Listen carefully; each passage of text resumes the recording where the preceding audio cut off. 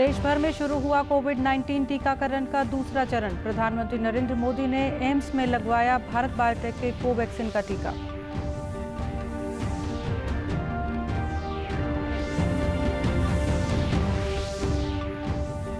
प्रदेश भर में कोरोना टीकाकरण के दूसरे चरण के तहत 60 वर्ष से अधिक आयु और 45 वर्ष से अधिक उम्र के गंभीर बीमारियों से ग्रस्त लोगों को दी गई वैक्सीन।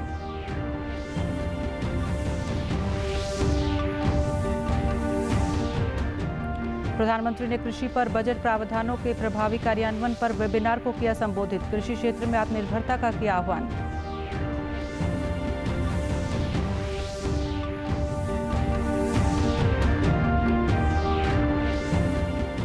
और प्रदेश के सभी स्कूलों में शुरू हुई पहली और दूसरी की कक्षाएं। कोविड-19 दिशा निर्देशों का किया गया पालन। नमस्कार, मैं मंजू सिंधु और अब खबरें विस्तार से। आज से देश भर में कोविड-19 टीकाकरण का दूसरा चरण शुरू हो गया है। इस चरण में 60 वर्ष से अधिक आयु के सभी नागरिकों व 45 से 60 वर्ष के गंभीर बीमारियों से ग्रस्त लोगों को कोरोना की वैक्सीन दी जाएगी। सरकारी केंद्रों पर यह वैक्सीन निःशुल्क दी जाएगी। निजी अस्पतालों में वैक्सीन का शुल्क अधिकतम 250 रुपये तक निर्धारित किया गया है। वैक्सीन लगवाने के लिए नागरिक अपना पंजीकरण ऑनलाइन माध्यम से वेबसाइट www.covin.gov.in पर या अस्पताल के वैक्सीनेशन सेंटर पर पहुंचकर करवा सकते हैं। वैक्सीन पीएम देशवासियों को टीकाकरण के प्रति प्रोत्साहित करते हुए प्रधानमंत्री नरेंद्र मोदी ने आज कोरोना का टीका लगवाया। प्रधानमंत्री ने एम्स में वैक्सीन टीके की पहली डोज ली। ट्वीट के माध्यम से जानकारी साझा करते हुए उन्होंने देश के चिकित्सकों और वैज्ञानिकों की सराहना की और कहा कि उन्होंने कोरोना के खिलाफ वैश्विक लड़ाई में तेजी से काम किया है। प्रधानमंत्री ने उन सभी से कोविड का टीका लगवाने की अपील की है जिनके लिए इस चरण में टीका लगवाने का प्रावधान रखा गया है। प्रधानमंत्री ने भारत को कोरोना मुक्त बनाने का आह्वान किया है। पुडुचेरी की नर्स पी निवेदा ने प्रधानमंत्री को भारत बायोटेक के कोवैक्सीन टीके की पहली खुराक दी। मेरा नाम निवेदा है। सुबह मोदी सर ने पहला डोज कोवैक्सीन लिए हैं, तो जब वो शुरू में आए थे अंदर तो फिर उन्होंने सबको नमस्ते बोला था, हम सब ने भी बोला था। मेरे साथ और भी मेडिकल टीम था, हमारे मेडिसिन टीम सारे थे। तो उसके बाद सर ने हमसे पूछताछ करी, तो हम कहाँ से है, क्या कैसे है करके। तो फिर सर मैंने बोला मैं पौंडीचेरी से हूँ। मेरे साथ एक और मैडम थे, रोसम्मा अनिल मैडम, केरला से थे। तो हम दोनों ने बोला था। तो उसके बाद सर ने वनक्कम बोला था हमें, तमिल में बोलने की कोशिश करे सर ने। उसके बाद सर ने ये भी हमसे पूछताछ करा कि कौन सी सुई लेके आए हो, वेटनरी हॉस्पिटल वाला मोटे सुई लाए हो क्या। तो फिर हम लोग हंस पड़े। तो फिर हमने बोला कि नहीं सर, नॉर्मल वैक्सीनेशन का ही नीडल लाए हैं। तो उसके बाद सर ने बोला ये कि पॉलिटिशियन की चमड़ी बहुत मोटी होती है, इसीलिए तो फिर बड़ा सुई लाना था आपको करके हंसी मजाक कर रहे थे हमसे। तो फिर बात हुई थी सर। उसके बाद सर को वैक्सीन दे दिए हमने, भारत बायोटेक का कोवैक्सीन फर्स्ट डोज मिला है सर। उसके बाद 30 मिनट सर को ऑब्जर्वेशन में रखा गया था। उसके बाद हमने वो सारे प्रोसीजर्स कंसर्न फॉर्म वगैरह फिल करवाए थे। उसके बाद सर को वैक्सीन दे दिए। वहाँ से लेके 30 मिनट तक सर को ऑब्जर्व किए थे सर। कोई इमीडिएट कॉम्प्लिकेशन नहीं हुआ था सर, ठीक ठाक थे, अच्छे से बात कर रहे थे हमसे। उसके बाद 30 मिनट के बाद फिर से सर को जब फॉर्म्स वगैरह दे दिए हमने, उसके बाद सर निकलने को राजी हो गए थे। उसके बाद सर ने थैंक यू बोला था। उसके बाद फिर से एक बार वनकम बोल के वहाँ से चले गए थे सर। मुख्यमंत्री मनोहर लाल ने आज चंडीगढ़ में कोविड-19 की स्थिति पर समीक्षा बैठक की। बैठक में मुख्यमंत्री ने अधिकारियों को नियमों का सख्ती से पालना के निर्देश दिए। उन्होंने मास्क न पहनने वालों के चालान करने के साथ साथ मास्क वितरण करने के भी निर्देश दिए। मुख्यमंत्री ने कहा कि लघु सचिवालय, बस स्टैंड और पार्क इत्यादि जैसे सार्वजनिक स्थानों पर सख्ती बरती जाए।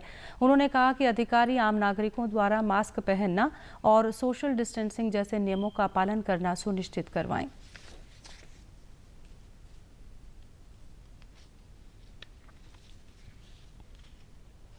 प्रदेश भर में भी आज कोविड-19 वैक्सीनेशन के दूसरे चरण के तहत 60 वर्ष से अधिक या 45 वर्ष से अधिक आयु के गंभीर बीमारी से ग्रस्त लोगों को वैक्सीन दी गई। भिवानी के वैक्सीनेशन नोडल अधिकारी डॉक्टर आशीष सांगवान ने बताया कि भिवानी में 6 स्थानों पर आज 60 वर्ष से अधिक आयु के बुजुर्गों को कोरोना रोधक वैक्सीन दी गई। उन्होंने नागरिकों से अपील करते हुए कहा कि वे किसी अफवाह पर ध्यान न दें और कोरोना महामारी से लड़ने के लिए वैक्सीन जरूर लगवाएं। 60 से ऊपर के जो हमारे बेनिफिशरीज़ हैं उनको हमने वैक्सीन लगाने का कार्य शुरू कर दिया है। इसके साथ साथ ही जो 45 साल से 59 ईयर्स के बीच के जो हमारे लाभार्थी रहेंगे, जिनको कोई कोमोर्बिडिटी है, मतलब कोई ना कोई साथ में और बीमारी है, जिसकी सूची हमारे पास 20 बीमारियों की ऐसी सूची आई है, उनको भी हम कोविड-19 वैक्सीनेशन के लिए टीकाकरण के लिए उनको टीका लगाया जाए। आज से शुरू हुए टीकाकरण के दूसरे चरण के तहत वैक्सीन लगवाने के बाद भिवानी के नागरिकों ने बताया कि वैक्सीनेशन के दौरान उन्हें कोई परेशानी नहीं हुई। 28 दिन बाद वे वैक्सीन का दूसरा टीका लगवाएंगे।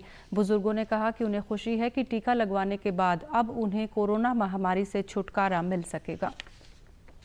तो मैं केवल मालूम करने आई थी और मालूम करते करते मैं यहाँ रूम में पहुँच गई and I have been vaccinated with Covishield and अभी मैं बहुत कंफर्टेबल हूँ, मुझे कोई प्रॉब्लम नहीं हुआ। देखने वालों ने, एडमिनिस्ट्रेशन ने, सब ने बहुत अच्छी मेरी देखभाल करी है एंड आप लोग भी डरिए मत, आप फॉरवर्ड आगे आइए और इसको लगवा दीजिए, इसका कोई एडवर्स इफेक्ट नहीं होने वाला। कोविड का इंजेक्शन लगवाइए आप और देश को तरक्की की साइड में ले जाइए, इससे कोई इसका साइड इफ़ेक्ट नहीं है, आप लगवाइए, आगे बढ़िए। गवर्नमेंट हॉस्पिटल में यहाँ आकर के कोविशील्ड की वैक्सीनेशन की फर्स्ट डोज लगवाइए और साथ साथ में मेरे जो स्टाफ के लोग हैं उन्होंने भी सभी ने ये वैक्सीन लगाई है और सभी लोगों से मैं अपील करता हूँ, सभी भिवानी वासियों से और जो भी लोग और हैं कि सभी आकर के इस वैक्सीन को लगवाएं। मैंने आज वैक्सीनेशन करवाया है जिसमें मेरे को किसी भी तरह की कोई तकलीफ़ नहीं हुई है। अच्छा एडमिनिस्ट्रेशन इधर का बहुत अच्छा है, उन्होंने काफ़ी कोऑपरेट किया है और इससे किसी भी डरने की ज़रूरत नहीं है। प्रधानमंत्री नरेंद्र मोदी ने आज कृषि पर बजट प्रावधानों के प्रभावी कार्यान्वयन पर एक वेबिनार को संबोधित किया। इस क्षेत्र में आत्मनिर्भरता का आह्वान करते हुए प्रधानमंत्री ने कहा कि कृषि उत्पादन में तेजी से वृद्धि के साथ फसल कटाई के बाद फूड प्रोसेसिंग क्रांति और वैल्यू एडिशन की आवश्यकता है। प्रधानमंत्री ने कहा कि ऑपरेशन ग्रीन्स योजना के तहत किसान रेल के लिए सभी फलों और सब्जियों के परिवहन पर 50% सब्सिडी दी जा रही है। किसान रेल भी आज देश के कोल्ड स्टोरेज नेटवर्क का सशक्त माध्यम बनी है।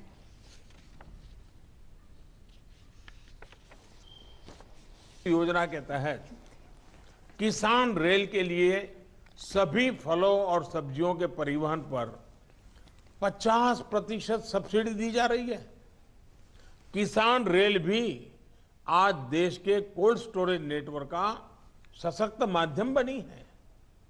ये किसान रेल छोटे किसानों, मछुआरों को बड़े बाजार और ज्यादा डिमांड वाले बाजार से जोड़ने में सफल हो रही है। बीते 6 महीने में ही करीब 350 किसान रेल चलाई जा चुकी हैं और इनके जरिए करीब 1 लाख मैट्रिक टन फल और सब्जियां ट्रांसपोर्ट की जा चुकी है। ये छोटे किसानों के लिए बहुत बड़ा माध्यम तो है ही, कंज्यूमर और इंडस्ट्री को भी इसका लाभ हो रहा है। प्रधानमंत्री ने कृषि क्षेत्र में स्टार्टअप को प्रोत्साहित करने की आवश्यकता पर भी जोर दिया। हमें एग्रीकल्चर सेक्टर से जुड़े स्टार्टअप्स को बढ़ावा देना होगा, युवाओं को जोड़ना होगा। कोरोना के समय में हमने देखा है कि कैसे अनेकों स्टार्टअप्स ने फलों और सब्जियों को लोगों के घर तक पहुंचाया है और ये खुशी की बात है कि ज्यादातर स्टार्टअप्स देश के नौजवानों द्वारा ही शुरू किए गए हैं। हमें इन्हें लगातार प्रोत्साहित करते होगा। ये आप सभी साथियों की सक्रिय भागीदारी के बिना संभव नहीं है। कोविड-19 महामारी के खिलाफ देश एकजुट होकर लड़ रहा है। आप भी हमारे साथ सुरक्षा और बचाव के 3 आसान एहतियाती उपायों का संकल्प लें। मास्क हमेशा सही ढंग से पहनें, 2 गज की दूरी बनाए रखें और हाथ बार-बार धोएं। करीब 1 वर्ष के अंतराल के बाद आज प्रदेश भर में पहली एवं दूसरी कक्षा के विद्यार्थियों के लिए भी स्कूलों में कक्षाएं शुरू हो गई हैं। जींद के राजकीय स्कूल की अध्यापिका कमलेश कुमारी ने कहा कि कक्षाएं शुरू होने से स्कूलों में रौनक लौट आई है। उन्होंने बताया कि कक्षाओं को शुरू करने से पहले पूरी तरह से सैनिटाइज किया गया है और स्कूल में आने वाले बच्चों की भी थर्मल स्कैनिंग की गई है। इसके अलावा सोशल डिस्टेंसिंग का भी विशेष ध्यान रखा गया है। राजकीय कन्या वरिष्ठ माध्यमिक विद्यालय जुलाना के प्राचार्य सत्यवान फोगाट ने बताया कि सरकार द्वारा जारी दिशा निर्देशों के अनुसार ही बच्चों को स्कूल में प्रवेश करवाया गया है। आज बहुत ही लंबे समय के बाद स्कूल खुले हैं और सभी बच्चे आए हैं तो स्कूल में रौनकें वापस आई हैं। सभी बच्चे मास्क लगा के आए हैं और पूर्ण रूप से अपनी तैयारी के साथ आए हैं। सभी बच्चे अपने साथ लंच बॉक्स, वाटर बॉटल लेकर आए हैं। टेम्परेचर चेक करने के बाद स्कूल में सब बच्चों की एंट्री कराई गई है। आज से प्राइमरी लेवल के स्कूल खुले हैं तो इसमें सरकार की हिदायतों का पूरा पालन करते हुए हमारे विद्यालय में बच्चे आए हुए हैं और आप इन्हें विजिट करके देखा भी होगा। हमारी टीचर्स जो हैं बिल्कुल कोरोना की ये पूरी हिदायतों का पालन करते हुए अपने क्लासेस को टीच भी कर रही हैं। हमने सैनिटाइज भी करवाया, पहले कमरों की अच्छे से सफाई भी करवाई है और इस चीज़ का विशेष तौर पर ध्यान रखा गया है कि भी कोई भी बच्चा बगैर मास्क के स्कूल में ना आए। हमने इनका टेम्परेचर भी चेक किया है। 100 से ऊपर यदि कोई बच्चा पाया भी गया तो उसको हमने वापस भेजने का हिदायतें जो हैं यहाँ टीचर्स को दे रखी। सरकार द्वारा स्कूल खोलने के निर्णय का अभिभावकों ने भी स्वागत किया। उन्होंने कहा कि इससे बच्चों की शिक्षा में काफ़ी सुधार होगा। फिर 1 मार्च से स्कूलों का जो आवागमन बच्चों का हुआ उसके लिए हम अभिभावकों को भी और बच्चों को भी काफ़ी खुशी महसूस हो रही है। बहुत अच्छा लग रहा है जी। जैसे एक पौधे के अंदर पानी सींचने के समान इन बच्चों को दोबारा शिक्षा के क्षेत्र में आगे बढ़ने के लिए ये आहिस्ता आहिस्ता दोबारा फिर अध्यापकगण इनको प्रेरित करेंगे और जो पीछे 1 साल। मुख्यमंत्री मनोहर लाल ने आज चंडीगढ़ में अंत्योदय परिवार उत्थान पर उच्च अधिकारियों से बैठक कर योजना की प्रगति की समीक्षा की। मुख्यमंत्री ने प्रदेश के अति गरीब परिवारों के उत्थान का संकल्प लेते हुए अधिकारियों को योजना पर तेजी से काम करने के निर्देश दिए। इस योजना के तहत 1 लाख अति गरीब परिवारों की आमदनी सालाना 1 लाख रुपए तक करने का लक्ष्य रखा गया है। पात्र परिवारों की पहचान परिवार पहचान पत्र सर्वे से होगी। ऐसे परिवारों के सदस्यों के लिए कौशल विश्वविद्यालय उचित कोर्स तैयार करेगा जिससे उनकी आय में वृद्धि हो सके। मुख्यमंत्री ने अधिकारियों से चर्चा करते हुए स्वयं सहायता समूहों को भी इस योजना में शामिल करने और योजना पर तेजी से काम करने के निर्देश दिए। पिछले साल हुए प्रधानमंत्री नरेंद्र मोदी के परीक्षा पे चर्चा कार्यक्रम में पलवल के गांव मिंडकौला की 2 छात्राओं ने भाग लिया था। छात्राओं ने बताया कि प्रधानमंत्री के साथ परीक्षा पे चर्चा कार्यक्रम में भाग लेने से उनके जीवन में काफ़ी बदलाव आया है। प्रधानमंत्री ने छात्रों को बताया कि परीक्षा के दौरान तनाव नहीं लेना चाहिए और परीक्षाओं को एक त्योहार की तरह मनाना चाहिए। परिणाम कैसा आएगा इस पर ध्यान केंद्रित करने के बजाय अपनी पढ़ाई पर ध्यान लगाएं और अपनी मेहनत व लगन से परीक्षा दें। कि जब से मैं पीएम मोदी के पास गई हूँ और मैंने उनकी बात सुनी है, उस दिन के बाद मैं भी अपने परीक्षा को बहुत एंजॉय करती हूँ और अभी भी मैं +2 क्लास में हूँ और कोरोना की वजह से बहुत स्ट्रेस था। सब बच्चे स्ट्रेस बोल रहे हैं यार कैसे होगा कैसे नहीं होगा। मैंने कि जैसा होगा हो जाएगा, बस अपनी पढ़ाई पे ध्यान रखो।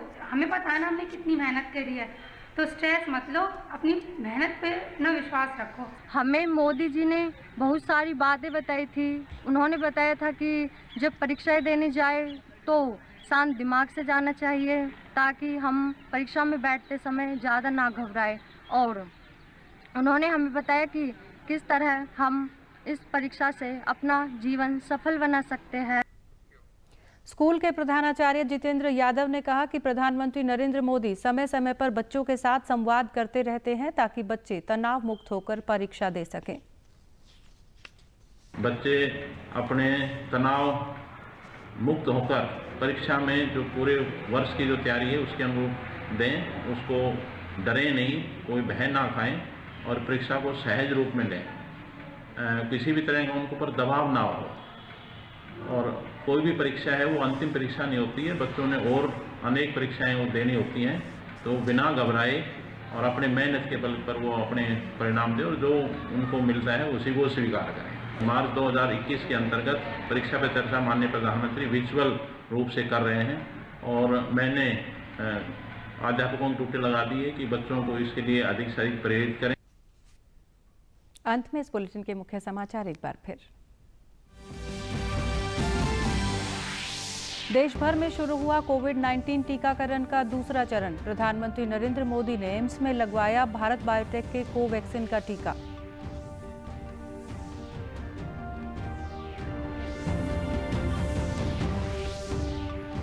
प्रदेश भर में कोरोना टीकाकरण के दूसरे चरण के तहत 60 वर्ष से अधिक आयु और 45 वर्ष से अधिक उम्र के गंभीर बीमारियों से ग्रस्त लोगों को दी गई वैक्सीन।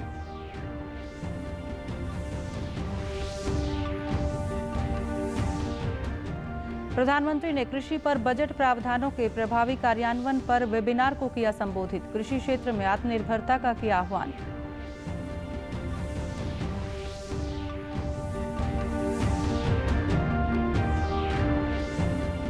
और प्रदेश के सभी स्कूलों में शुरू हुई पहली और दूसरी की कक्षाएं। कोविड-19 दिशा निर्देशों का किया गया पालन। समाचारों में आज के लिए इतना ही। नमस्कार।